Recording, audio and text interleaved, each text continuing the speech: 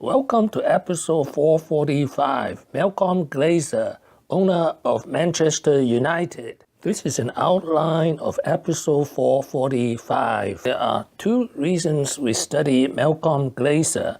First, he's most famous as the owner of Manchester United soccer team, which constituted more than half of his family fortune. Second, he started at age 15 peddling watches after his father died and he had to support his family. Let us meet Malcolm Glazer. It took 27 years to get here. It took us 60 minutes to bring home the trophy. How about that, Mr. Glazer? We did it, man. Best in the world, man. Golly, I love you, man. Can't thank you. I can't tell you how much I love you. Let him go.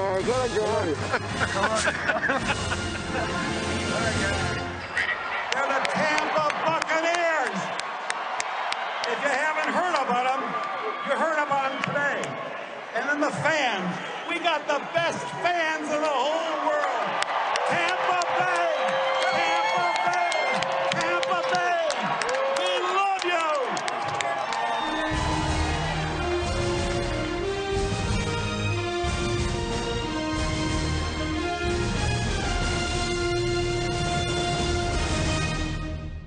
Malcolm Glazer was born in 1928 in Rochester, New York. His parents are poor Jewish immigrants from Lithuania. His father died of cancer and he took over his family business at the young age of 15. This is how Malcolm Glazer remembers the death of his father. Probably the most tragic thing in my life, but it was good in one way. It made me a man. His first business was peddling watches. From the age of 15, after the premature death of his father, he would sell watches door to door before building up a successful watchmaking business and then moving into real estate. His first allied corporation owns millions of square feet of mall space across America.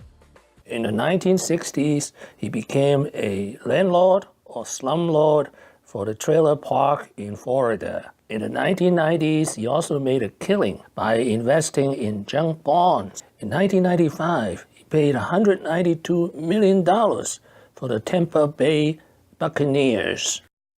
Tampa Bay was a perennial loser in American football. This is a picture of Malcolm Glazer and his two sons. 8 years later, in 2003, Tampa Bay won its first and only Super Bowl champion. In 2006, the Glazers purchased Manchester United for $1.4 billion in a controversial, hostile deal.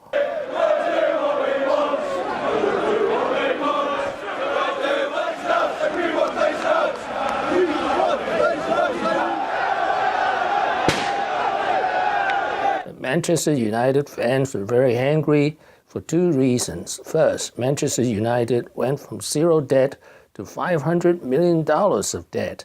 Second, the fans also faced the prospect of increasing ticket price.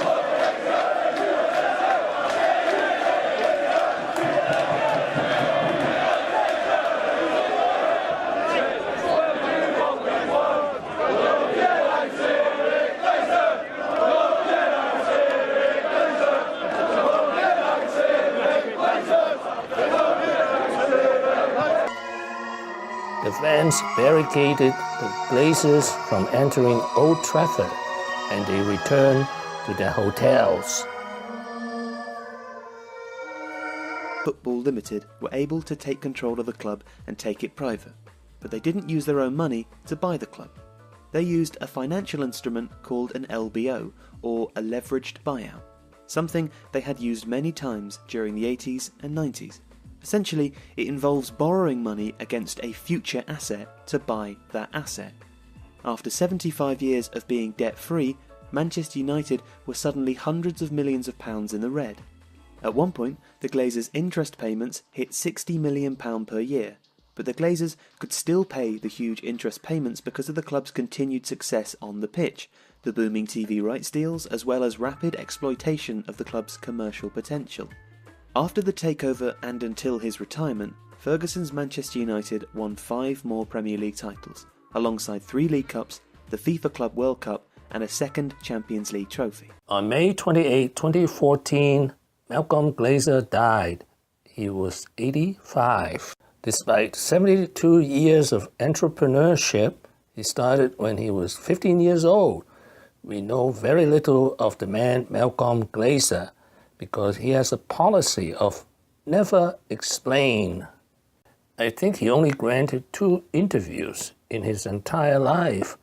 And the last interview, instead of explaining the controversies of his decisions, he focused on the pants of the reporter. He said the reporter wore Hugo Boss pants that cost $200. Malcolm Glazer said he bought his pants from JCPenney for $19.95 on sale. Maybe that's why he's a billionaire. Thank you for watching. Please subscribe and leave your questions and comments below. My next video will be Malcolm Glazer, 10 lessons. Wishing everyone peace and prosperity.